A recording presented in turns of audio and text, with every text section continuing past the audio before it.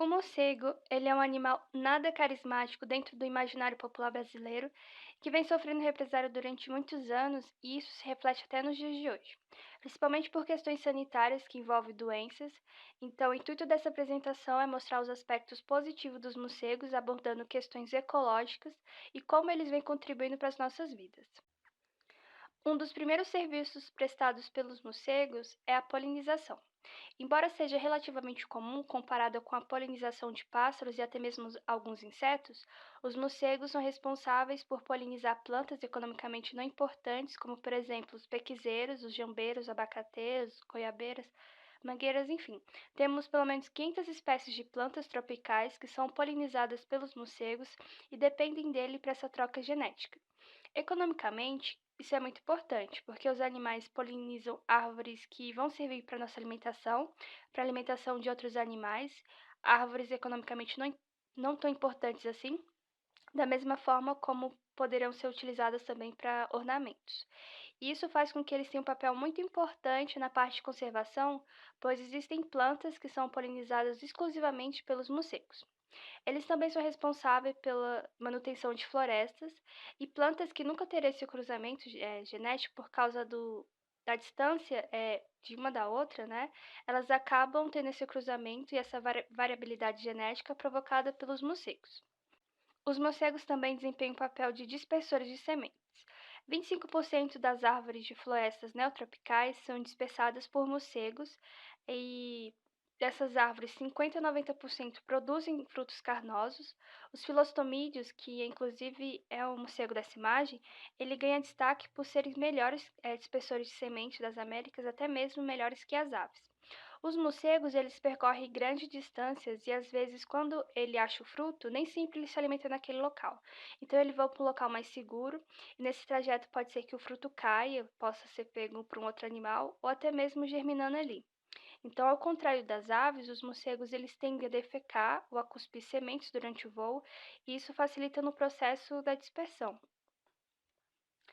Um outro serviço prestado pelos morcegos é o controle de invertebrados.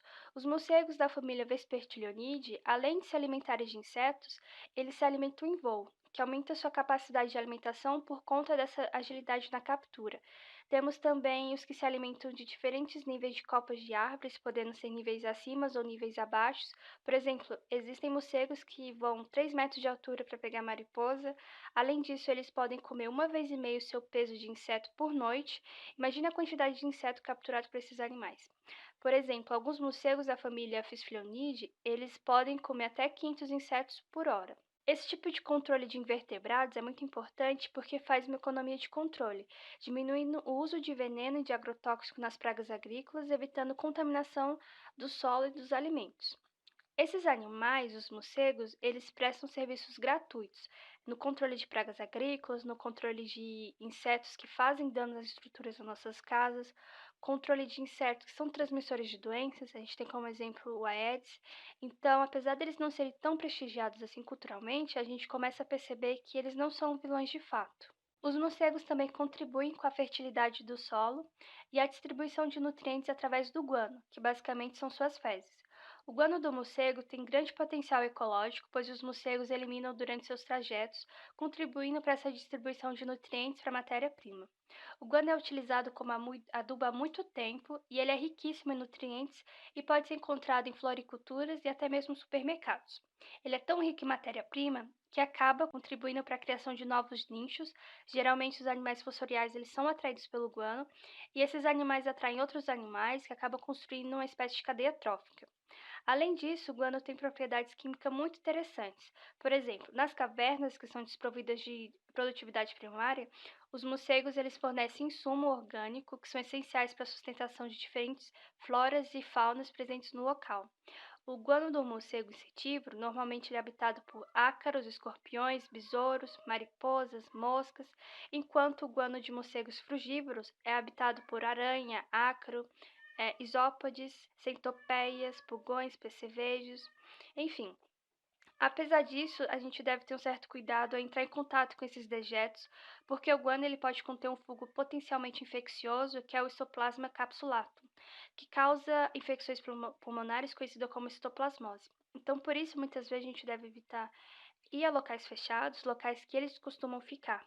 Os morcegos são animais que contribuem muito para os avanços de pesquisas, então nada mais justo que explicar um pouco sobre o tema. Eles são largamente empregados em pesquisas científicas, incluindo a ação de medicamentos que no futuro poderão ter aplicação em humanos.